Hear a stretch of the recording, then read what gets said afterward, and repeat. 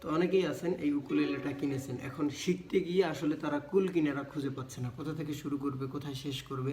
তাদের জন্য এটা একটা নির্দেশনা বলতে পারেন। তো এই ভিডিওতে আমরা উকুলেলে শেখার যাত্রাটাকে অল্প 2-4 মিনিটে সম্পূর্ণ যাত্রাটাকে একদম বিস্তারিত ভেঙে ভেঙে কোথায় শুরু কোথায় শেষ করবেন সব কিছু উল্লেখ করব। তো আশা করি আপনারা মনোযোগ দিয়ে ভিডিওটা দেখলে এই যাত্রাটাকে বুঝতে পারবেন। কি শিখতেছি? উকুলেলেতে দোতারা স্টাইল। আমাদের মেন লক্ষ্য কি? যে উকুলেলেতে দোতারা স্টাইলে আমরা যে কোনো গান বাজাতে চাই, সেটা হতে পারে যে কোনো গান, যে কোনো তালের গান।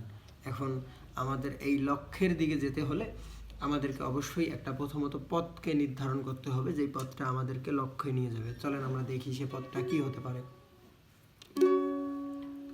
আমাদের লক্ষ্য উকুলেলেতে দোতারা স্টাইলে আমরা যে কোনো গান বাজাতে চাই। তার মানে আমরা উকুলেলেতে দোতারা স্টাইলে গান বাজাতে চাই। প্রথমত আমাদেরকে দেখতে হবে যে উকুলেলেতে দোতারা স্টাইলে মূলত গানটা বাজে কিভাবে। সাধারণত গানটা হয়, গানে একটা তাল থাকে এবং একটা সুর থাকে। এখন যদি আমরা উকুলেলেতে গানটার কথা বলি, উকুলেলেতে এই যে আমরা ডান হাতে যেটা বাজাই,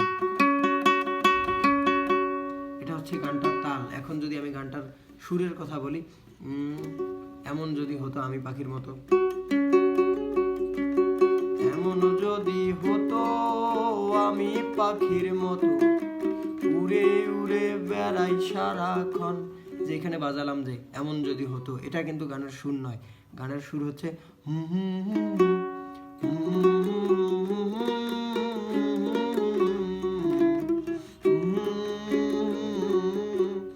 এই জিনিসটাই কিন্তু মূলত গানের সুর। এখন এই ডান হাতের তালটা সেটার সাথে মিলিয়ে, এখন এই যে মিলিয়েটা আপনি যখন দেখতে যাবেন তখন আপনাকে তালের বিস্তারিত জানতে হবে। তালটা কি? তালটা হচ্ছে একটা নির্দিষ্ট ছন্দ। ধরেন যে এই তালটা আমরা বললাম এরকম 1 2 3 4 1 2 3 4, এই ছন্দটা সে রিপিট করে চলে। এটা হচ্ছে দ্রুত দাদরা তাল।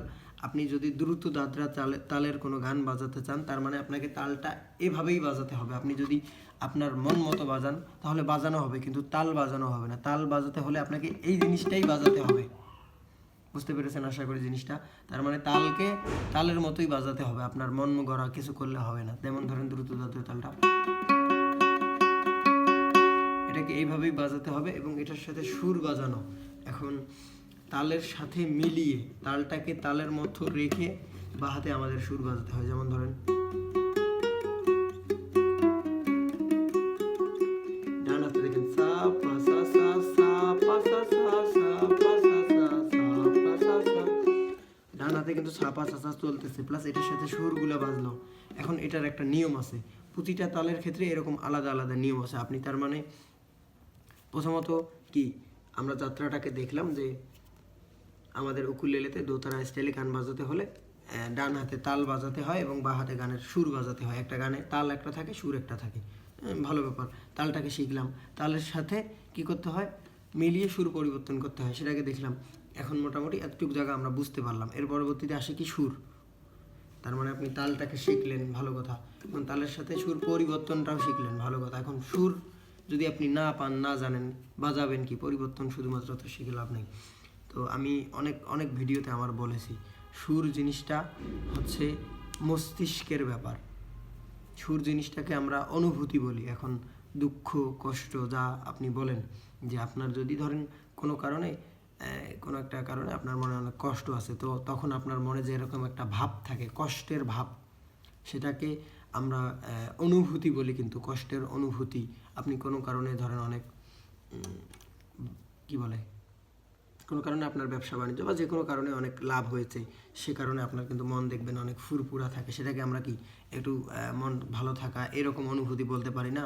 তো সুর মূলত এই অনুভূতি, সুরকে দিয়ে আপনার মনে এরকম অনুভূতি জাগানো সম্ভব। তার মানে সুর অনুভূতি, সুরকে আমাদের অনুভব করতে শিখতে হবে। এখন কিভাবে আমরা অনুভব করব? যেমন ধরেন একটা কষ্টের সুরের কথা যদি আমরা বলি, অনুভব করার চেষ্টা করেন।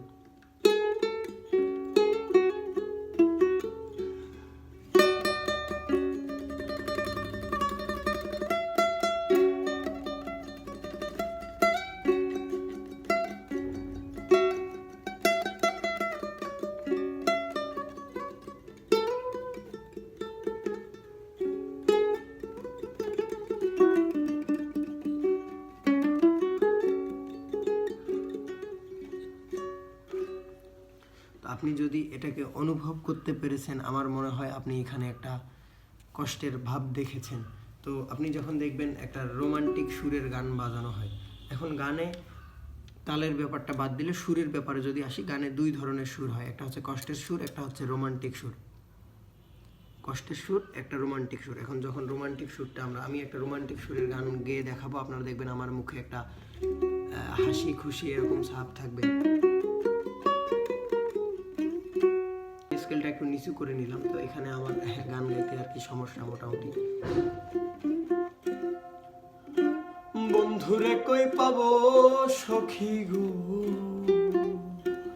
ও সখী আমারে বলো না, আমার বন্ধু বিনে পাগল মনে বুঝা আহাইলে বুঝে না। এই সুরটাতে কি মূলত গানটার কথা ছিল কষ্টের কথা, মানে যে বন্ধুরে কই পাবো সখী গো, সখী আমারে বলো না, মানে বন্ধুর জন্য আমার একটা দুঃখ বা কষ্ট আছে। গানটার কথা কষ্টের থাকলেও গানটার সুর কিন্তু রোমান্টিক। আপনাকে মাথায় রাখতে হবে, আপনি গানের কথাকে নয়, আপনি গানের সুরকে ধরবেন। এখন গানটা যদি বলে আমি অনেক কষ্টে আছি, কিন্তু সেই সুরটা যদি সে রোমান্টিক সুরে প্রকাশ করে, অবশ্যই সেটাতে রোমান্টিক নোট বাজবে। এখন রোমান্টিক সুরটাতে আরেকটা ব্যাপার ঘটে, সেটা হচ্ছে কি, রোমান্টিক সুরটা মূলত কী টাইপের সুর জানেন? এখন আমরা ধরেন কারো প্রতি আপনার ভালো লাগা বা ভালোবাসা ছিল একটা সময়, আপনি তখন তাকে অনেক ভালোবাসতেন, এখন সে ছেড়ে চলে গেছে আমাকে, আমরা অনেক বলি না, যা তুই চলে যা, আমি হাসি মুখে তোকে বিদায় দিলাম, অনেকটা এরকম আর কি রোমান্টিক সুরটার ব্যাপারটা। মানে আমরা কি বুঝতে পারলাম, একটা গানে একটা তাল একটা সুর থাকে, তালটা শিখলাম, তালের সাথে মিলিয়ে বাজানো শিখলাম, এর পরবর্তীতে সুরের দিকে যখন আসব, সুর অনুভূতি, সুরকে অনুভব করতে যখন শিখব, বিভিন্ন রকমের সুরের ভাগ আছে, সেই ভাগগুলোকে যখন শিখব, দেখা গেল মোটামুটি সম্পূর্ণ যাত্রাটাই আমাদের কমপ্লিট হলো। এখন এটা ছিল জাস্ট একটা ধারণা মাত্র, এর ভিতরে আরও অসংখ্য জিনিস আছে। যেমন ধরেন যে কি এগুলো হচ্ছে দোতারা স্টাইল না, দোতারা স্টাইলের ক্ষেত্রে আমরা ফোক গান বাজাই, কিন্তু ফোক গানের ক্ষেত্রে সাধারণত হয় কি, দুঃখের স্বর এবং কষ্টের স্বর মিশ্রিত থাকে। আপনি যখন ব্যান্ড গানে যাইবেন, ব্যান্ড গানে খুব সংখ্যক দেখবেন যদি একটা গানে কষ্টের সুর থাকে, মানে গানটার মূল ভিত্তি কষ্টের সুর, তার মানে কষ্টের সুরের জন্য কিছু নির্দিষ্ট নোট আছে এখানে, যেমন ধরে যে এই নোটটা বা যে কোনো নোটগুলা কষ্টের সুরের জন্য নির্দিষ্ট নোট, তার মানে ব্যান্ড গানটার ক্ষেত্রে ওই নোটগুলা শুধুমাত্র কষ্টের নোটগুলা ব্যবহার করেই গানটা হবে। কিন্তু আমাদের ফোক গানের ক্ষেত্রে কষ্টের সুর এবং রোমান্টিক সুর মিশ্রিত থাকে, অনেকটা টক ঝাল স্বাদের মতো ফোক গানটা। এই জন্য ফোক গানটা দেখবেন যে মানুষের মনে এতটা ভালো লাগে। এগুলাকে হচ্ছে কি বিস্তারিত আসলে জানা দরকার, আমি তো জাস্ট একটা উদাহরণ দিলাম আপনাকে শুধুমাত্র। এখন আপনি যখন শিখতে যাইবেন না, তখন যখন ধারাবাহিকতা মেনটেন করবেন, একটা শুরু থেকে কিভাবে ধরবেন, কিভাবে টিউন করবেন, এর পরবর্তীতে আস্তে আস্তে ওই যে তাল শিখলেন, এখন সারেগামা শিখলেন, সারেগামাটাকে সুর, এখন সুরকে বোঝা শিখলেন, খোঁজা শিখলেন, সুরের বিভিন্ন রকম ভাগ আছে সেগুলোকে শিখলেন, এর পরবর্তীতে আপনি একটা সুর খুঁজে পাবেন কিভাবে। যেমন ধরেন আমরা এমন যদি হতো আমি পাখির মতো, এই গানটা বাজাতে চাই, এখন এই গানটার জন্য এই সুরগুলো ব্যবহার হয়, তো আপনার এই সারেগামার মধ্যে কিন্তু এই সুরগুলো আছে, দেখেন।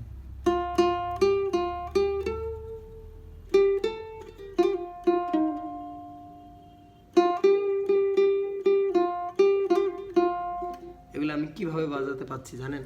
আমি সুরটাকে বাজাতে চাচ্ছি প্রথমত, তার মানে যে সুরটা বাজাতে চাচ্ছি সেটাকে আমি জানি, সেটা কেমন, এখানে সেই সুরগুলো আছে, হয়তোবা সেগুলা আলাদা আলাদা জায়গায় আছে।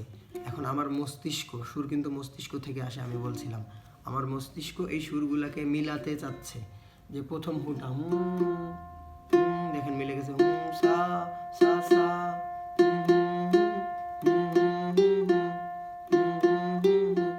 কিভাবে পাচ্ছে জানেন? আমার মস্তিষ্ক যে সুরটা মিলাতে চাচ্ছে, এবং আমি বিভিন্ন প্র্যাকটিসের মধ্য দিয়ে এই সারেগামার সুরগুলোকে চিনি যে এটা কেমন,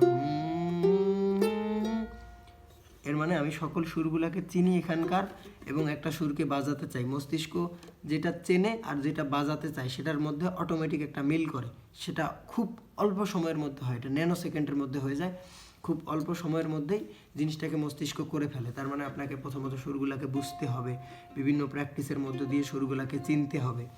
তো আহামরি কঠিন কিছুই নয়। অনেকে মনে করেন যে খুব কঠিন ব্যাপার মনে হয়, ইস আমি কীভাবে কী করব, এখনও কিছুই তো বুঝে উঠতে পারতেছি না। এই যে আমি যেভাবে বললাম, আশা করি আমি সমস্ত যাত্রাটাকে উল্লেখ করতে পেরেছি। আপনি তাল বাজানো শিখলেন, তালের সাথে সুর পরিবর্তন শিখলেন, এর পরবর্তীতে সুরের বিস্তারিত জানলেন, সুরকে আলাদা করতে শিখলেন, কষ্টের সুর, রোমান্টিকের সুর, সুরের অনুভূতিটা বুঝতে শিখলেন, এর পরবর্তীতে বিভিন্ন প্র্যাকটিসের মধ্য দিয়ে আপনার মস্তিষ্ককে সুরগুলোকে চেনালেন। দেন আপনি একটা গান এখন বাজাতে জানতো, গানে কি তাল থাকে, আমি তাল বাজাতে পারি, তালের সাথে সুর পরিবর্তন হয় আমি জানি। এখন যে সুরগুলা থাকবে সেগুলো আমি সকল সুরগুলাকে চিনি, এখন কোন সুর আসুক আমি তো বাজাতে পারবো, আমার তো না হওয়ার কিছুই নেই। তো আমি এখন যেভাবে বললাম আর কি, জিনিসটাকে উল্লেখ করলাম, আমাদের একটা কোর্স আছে আপনারা জানেন, এটা হচ্ছে রেকর্ডেড ভিডিও আকারে। তো এই কোর্সটাতে আমরা এভাবেই ধারাবাহিকভাবে ভিডিওগুলোকে উপস্থাপন করেছি। আমি যেটা বললাম সেটা জাস্ট একটা ধারণা ছিল, এর থেকেও বিস্তারিতভাবে ওইখানে সমস্ত জিনিসগুলোকে ধাপে ধাপে 1 2 3 4 সিরিয়াল করা আছে। আপনি যখনই ধারাবাহিকভাবে শিখবেন আপনার শেখার যাত্রা কয়েক গুণে সহজ হয়ে যাবে। তো এই কোর্সটা আমাদের ভিডিও আকারে থাকলেও আসলে শিখতে গেলে একটা তদারকির প্রয়োজন। আপনি কী করতেছেন না করতেছেন আমি যখন জানবো তখন কিন্তু আমি সেই অনুযায়ী আপনাকে নির্দেশনা দিতে পারবো। তো আসলে যথেষ্ট বিস্তারিত এখানে থাকলেও দেখা যায় শিখতে গেলে আপনার নানা রকম প্রশ্ন মনে আসবে, এটাই স্বাভাবিক। শিখতে গেলে যত রকম প্রশ্ন আসবে তার মানে বুঝতে পারবেন যে আপনার শেখার যাত্রাটা তত বেশি ব্যাপক হচ্ছে। কেমন, আপনি যতটুকু জানবেন ততটুকু কিন্তু আপনার সমস্যা হবে না। যেখানে জানবেন না বুঝবেন না সেখানেই দেখবেন আপনি আটকে গেছেন। একটা জিনিসে আটকালেন, সেটা সমাধান করলেন, তার মানে ওই জিনিসটা আপনি শিখলেন। তো এটাই ছিল আর কি বিষয়টা।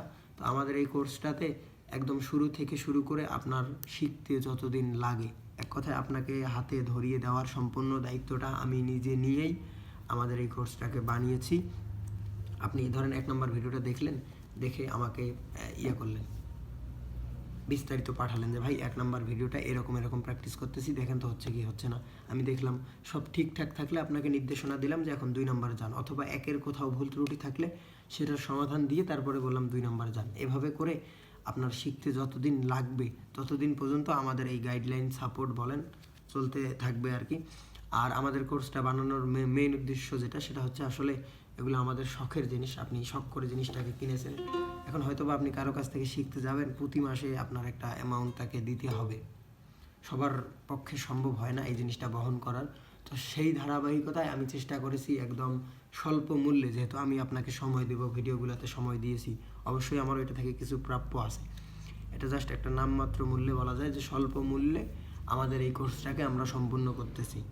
এখন আপনি কি বলে, যখনই শিখতে যাইবেন, প্রথম সমস্যা হয় ধারাবাহিকতা, সেটা আমাদের মধ্যে থাকতেছে। দ্বিতীয় সমস্যা হয় অনেকের জন্য আর্থিক সমস্যা, সেটা থাকতেছে। এখন অনেকেই মনে করে ভিডিও দেখে শেখা সম্ভব নয়। আসলে ভিডিও দেখে বলেন আর সরাসরি বলেন, আপনার যেটা লক্ষ্য সেটা যদি ফিক্স থাকে, আমি যেটা বলতে চাচ্ছি, সেটা দেখাতে চাচ্ছি, যেটা বোঝাতে চাচ্ছি, আপনি যদি বুঝতে পারেন, কোথাও যদি না আটকান, তাহলেই হলো। ভিডিও দেখতে হবে বা সরাসরি, ভাই আমি আপনাকে বাজিয়ে দেব না, আমি জাস্ট দেখাবো এভাবে বাজান, আপনার ওইভাবে বাজাতে হবে। আমাদের বয়স এতটাও কম না যে এখন আমাকে জিনিসটা আপনার হাতে ধরিয়ে দিতে হবে, আমি দেখালে আপনি ইজিলি বুঝতে পারবেন। তো এটাই ছিল আমাদের কোর্সের ব্যাপারটা। তো যারা কোর্সে জয়েন করতে চাচ্ছেন আমার সাথে যোগাযোগ করলে, এই স্ক্রিনে দেওয়া নাম্বারে যোগাযোগ করলে কোর্সে জয়েন করতে পারবেন। তো ভালো থাকবেন সবাই, দেখা হচ্ছে পরবর্তী কোনো ভিডিওতে।